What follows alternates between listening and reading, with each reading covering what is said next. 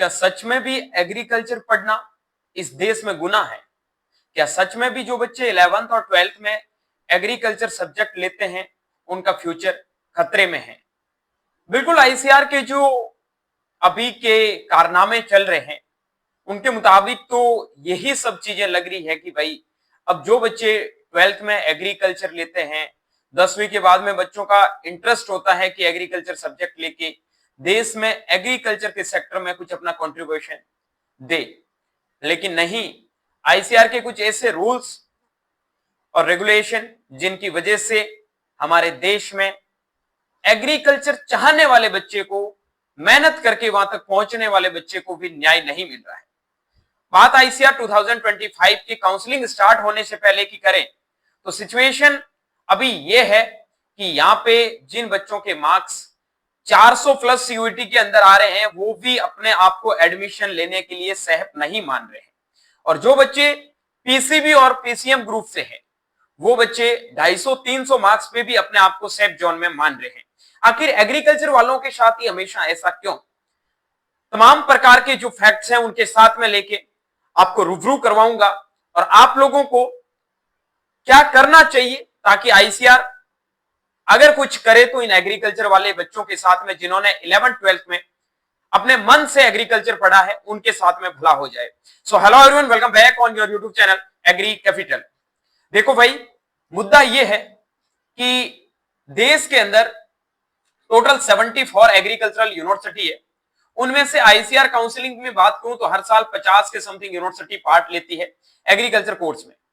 और agriculture course का मतलब भाई एग्रीकल्चर का आप कोर्स चला रहे हो ना, तो एग्रीकल्चर के बच्चों को तो एटलीस्ट तुम्हें उस कॉलेज के अंदर एलिजिबल करना चाहिए, क्योंकि वो कॉलेज एग्रीकल्चर के लिए बना है, आपको कोई और चीज का वहां पे नॉलेज नहीं देना है। आप ये बताइए कि आप उस स्टूडेंट को अपने मीडियम के बेस पे, कि वो हिंदी मीडियम से है, इंग्लिश मीडियम से है, या फिर लोकल जो भी उसका रीजनल लैंग्वेज है, उनके बेस पे आप बता रहे हो कि आप यहाँ पे आके अच्छा नहीं कर सकते हैं, हम सिर्फ इंग्लिश मीडियम वाले बच्चों को ही लेंगे। क्या देश के फार्मर्स जो इंग्लिश लैंग्वेज में ही बात करते हैं या फिर उनको इंग्लिश लैंग्वेज ही आती है? पहले तो इन सभी सवालों के जवाब चाहिए।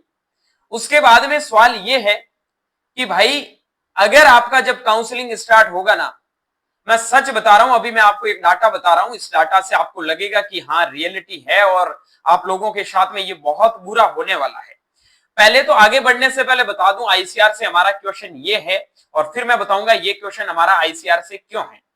पहला, जितनी भी जो आईसीआर के अंडर में यूनिवर्सिटी जाती है वो यूनिवर्सिटीज आईसीआर के अंडर में है, ना कि यूनिवर्सिटी के अंडर में आईसीआर है। इस चीज के बारे में ध्यान रखना है। दूसरा सवाल यह है कि आईसीआर की जितनी भी जो यूनिवर्सिटी है जिनका जो एलिजिबिलिटी क्राइटेरिया को एक स्टैंडर्ड लेवल पे रखना चाहिए। स्टैंडर्ड मतलब कि अगर एग्रीकल्चर का कोर्स है तो चाहे पीसीबी का बच्चा हो, चाहे पीसीएम का बच्चा हो, चाहे एबीसी का बच्चा हो, वो साइंस ग्रुप से हैं, आपने सबको एलिजिबल सारे यूनिवर्सिटीज कर रहे हैं, तो कुछ यूनिवर्सिटीज उनको अपने पर्सनल रूल्स है वो नहीं बनाने हैं। आईसीआर के जो रूल्स होते हैं, जैसे सेंट्रल यूनिवर्सिटीज में रूल्स फॉलो होते हैं, वैसे सेंट्रल एग्रीकल्चरल यूनिवर्सिटीज में या फिर आईआरए में जो रूल्स पहले फॉलो होते थे वो रूल आपको फॉलो करने हैं।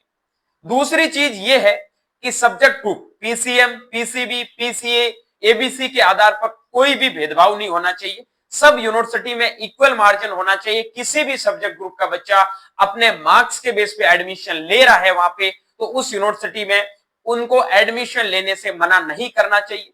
तीसरा क्वेश्चन ये है कि मीडियम ऑफ एग्जामिनेशन, लाइक आपका हिंदी है, इंग्लिश है, रीजनल है, कोई मतलब नहीं है, आप किसी भी मीडियम से हैं, आप उस यूनिवर्सिटी में एडमिशन ले रहे हैं, वो वहां की बात है कि आप किस लैंग्वेज में पढ़ोगे। सबको पता है इंग्लिश हिंदी चलता है और आपको इंग्लिश पढ़ना है, वो बाद की बात है, स्टूडेंट के खुद के ऊपर है कि उनको हार्डवर्क करके कैसे भी आगे है वो सरवाइव करना है। लेकिन आप एडमिशन से पहले उस स्टूडेंट को कैसे जज कर सकते हैं कि हम सिर्फ इंग्लिश मीडियम वालों को लेंगे, हिंदी मीडियम वालों को नहीं लेते हैं। और काफी यूनिवर्सिटियों के ऐसे स्टेटमेंट कि हिंदी मीडियम के बच्चे हमारा रिजल्ट खराब करते हैं। इस चीज का जवाब चाहिए।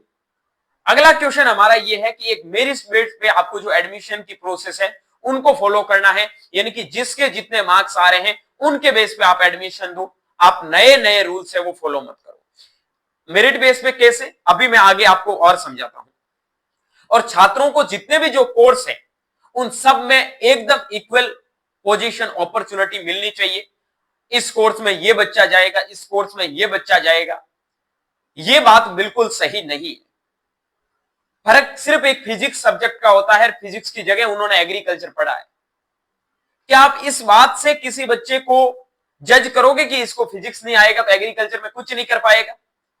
पहले यह बताइए फिजिक्स और एग्रीकल्चर सब्जेक्ट का रिलेशन क्या है कि आप फिजिक्स और एग्रीकल्चर से जज करके बच्चे को कॉलेज से बाहर कर रहे हो। यह क्वेश्चन हमारे आईसीआर से है।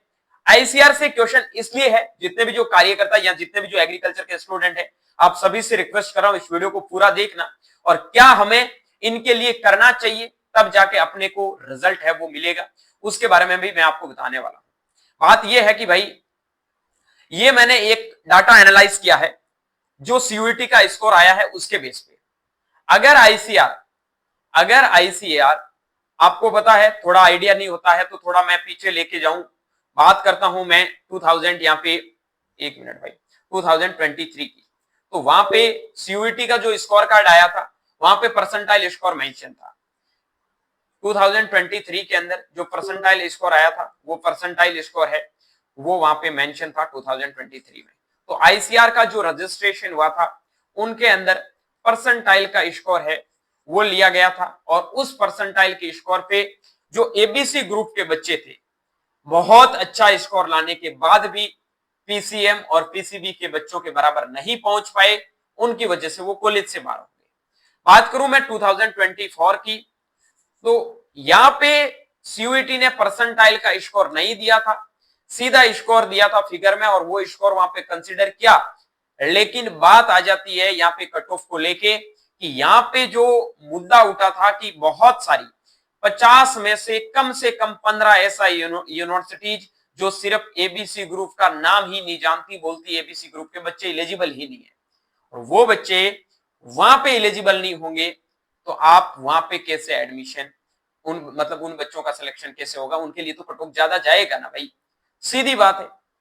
तो मैंने ये जो डाटा इस बार 2025 का लिया है और 2025 के डाटा के अकॉर्डिंग बात ये है कि अगर कोई एक एबीसी ग्रुप के बच्चे का मैं स्कोर कार्ड देखूं और यहाँ पे एग्रीकल्चर, बायोलॉजी, केमिस्ट्री तीन ही मार्क्स कंसीडर होते हैं, तीन सब्जेक्ट के मार्क्स देखूं तो 750 में से उसके 415 नंबर बन रहे हैं।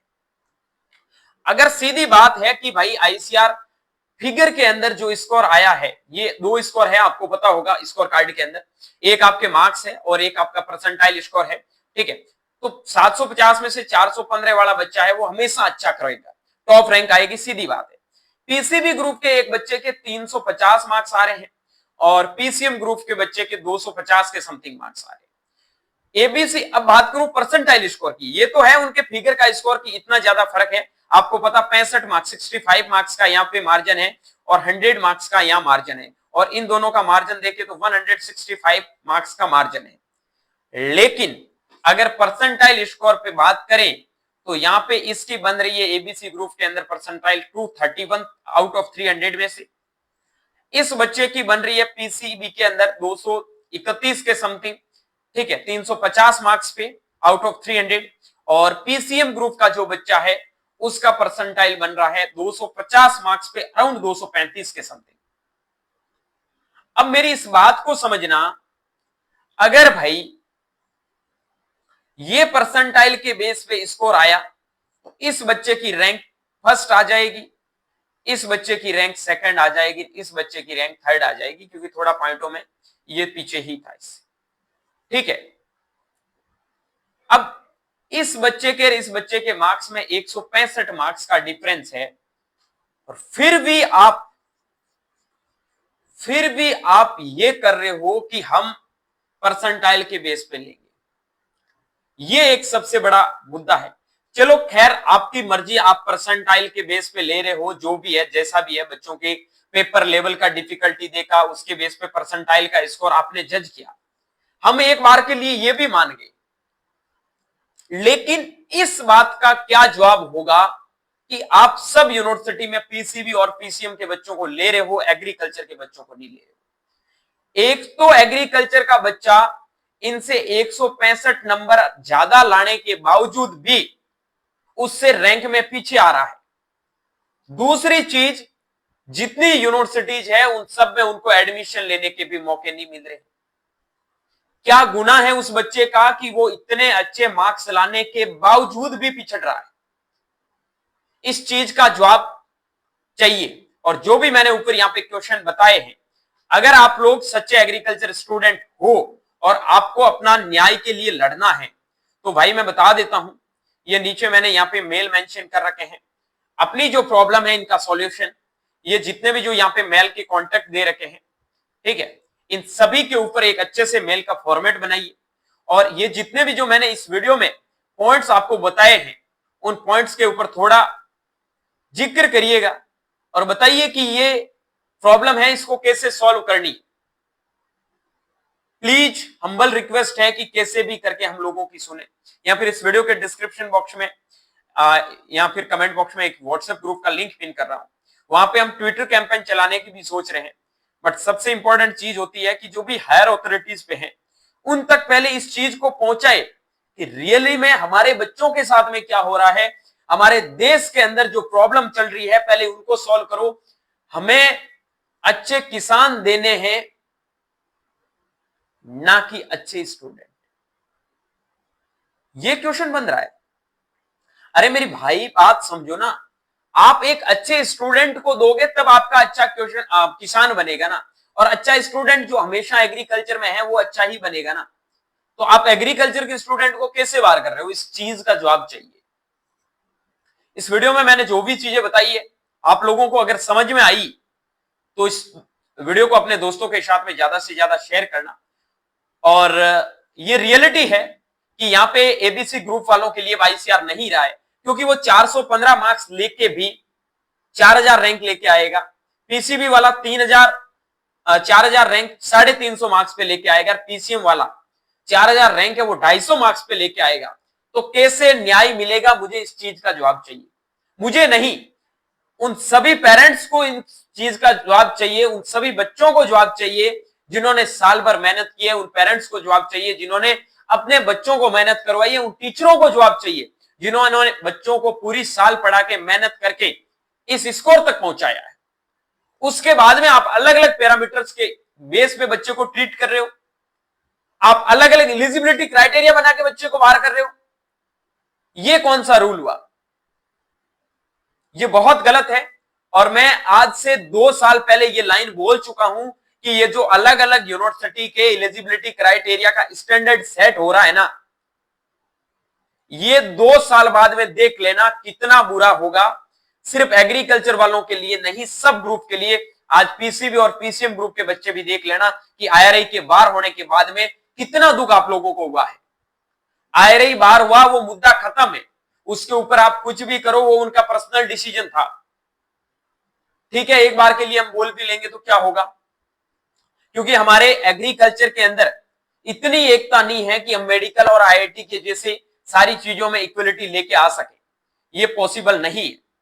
लेकिन जो पॉसिबल है, जहां पे हम खड़े हो सकते हैं, जिस चीज का हमें जवाब चाहिए, उस चीज के लिए हमेशा हमेशा के लिए लड़ने के लिए तैयार होना चाहिए। तब जाके हमें इस चीज का जवाब मिलेगा। उम्मीद के मुताबिक इस वीडियो में जो भी मैंने चीजें बताई है, आप लोगों को अगर सही लगी और कुछ भी गलत लगी है तो मैं माफी चाहता हूं। क्योंकि जो बच्चों की प्रॉब्लम आ रही है, जो हमेशा हम देख रहे हैं, उन चीजों को देख के यार हमें भी दुख होता है। और दुख होता है तो इन चीजों को बोलना पड़ता है। जो भी मेरे से जो भी बड़े लोग हैं इस वीडियो को देख रहे होंगे, तो मैं माफी चाहता हूं कि मैंने अगर कुछ गलत शब्द बोले हैं। लेकिन एग्रीकल्चर स्टूडेंट के साथ में जो दुख हो रहा है वो मेरे को भी हो रहा है, क्योंकि मैं भी एक एग्रीकल्चर का स्टूडेंट और उसके पक्ष में हमेशा खड़े रहेंगे। मिलूंगा एक जल्दी नई वीडियो और नए अपडेट के साथ में। तब तक के लिए स्वस्थ रहे, मस्त रहे, देखते रहे एग्री कैपिटल का यूट्यूब चैनल माई चौधरी बीएचयू के साथ। Thank you very much.